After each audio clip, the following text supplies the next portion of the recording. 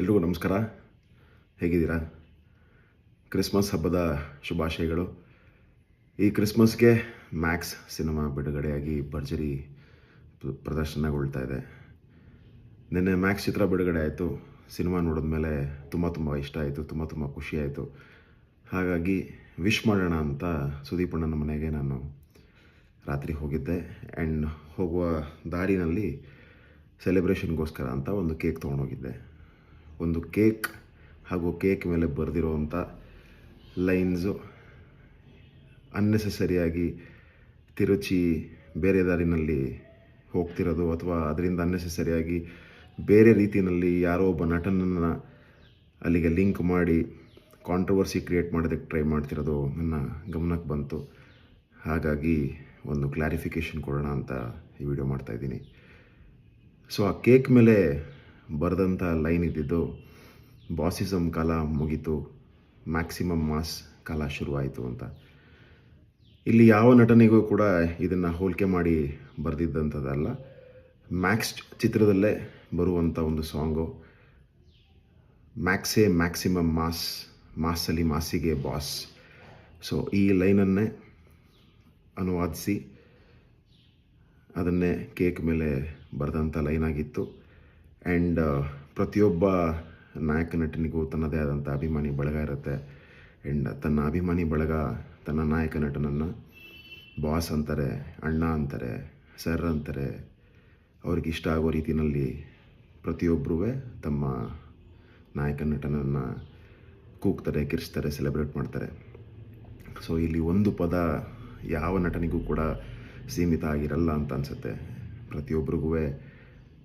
ಪ್ರತಿಯೊಬ್ಬ ಅಭಿಮಾನಿಗೂ ತನ್ನ ನಾಯಕ ನಟನನ್ನು ಹೇಗೆ ಬೇಕೋ ಕರಿಬೋದು ಅಂತ ಒಂದು ಒಪಿನಿಯನ್ ಇದ್ದೇ ಇರುತ್ತೆ.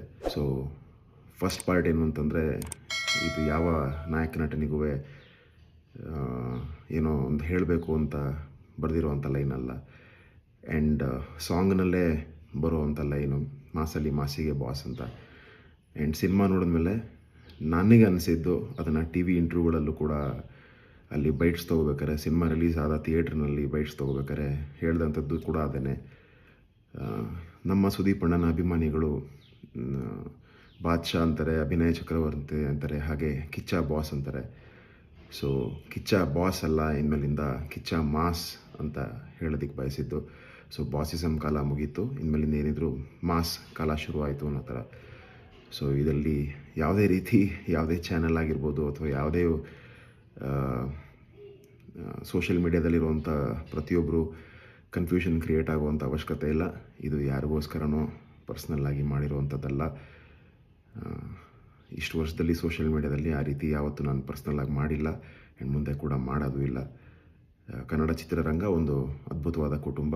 ಆ್ಯಂಡ್ ಡಿಸೆಂಬರ್ನಲ್ಲಿ UA ಇರ್ಬೋದು, ಮ್ಯಾಕ್ಸ್ ಇರ್ಬೋದು, ಅದರ ಹಿಂದೆ ಬಂದಂಥ ಪ್ರತಿಯೊಂದು ಸಿನಿಮಾಗಳು ಕೂಡ ಈ ವರ್ಷದಲ್ಲಿ ಅದ್ಭುತವಾಗಿ ಪ್ರದರ್ಶನ ಕಂಡಿದೆ. ಆ್ಯಂಡ್ ಕನ್ನಡ ಚಿತ್ರರಂಗ ಹಾಗೂ ಕನ್ನಡ ಚಿತ್ರರಂಗದ ಈ ಕುಟುಂಬ ಯಾವತ್ತೂ ಸದಾ ಜೊತೆಗಿರುತ್ತೆ.